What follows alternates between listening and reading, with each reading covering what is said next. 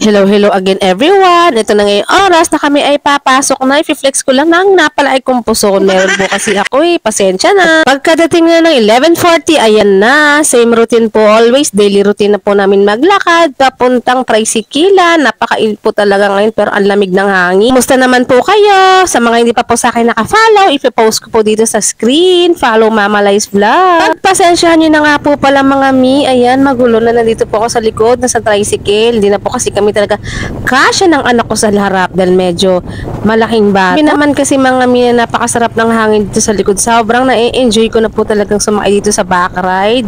Kahit noon pa rin naman, mas okay sa akin nung marami ako na review. Marites yarn. Pagkatapos sa punta namin dito sa school, ayan na nga.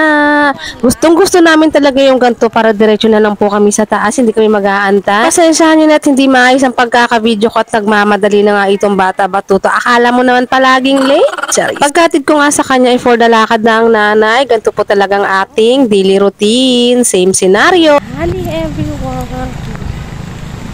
O diba, ako ay pauwi na naman at naghatid serye.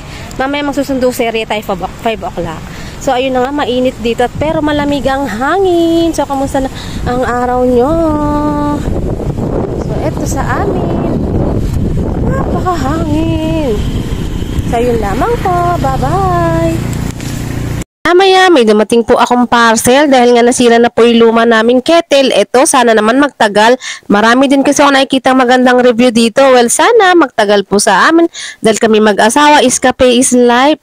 Di ko pa po kasi afford bumili ng mamahalin pero ito, pansamantagal. Charis. O siya, yun lang po muna. For more vlogs, salamat sa panonood. Bukas po ulit. Salamat sa pagsama.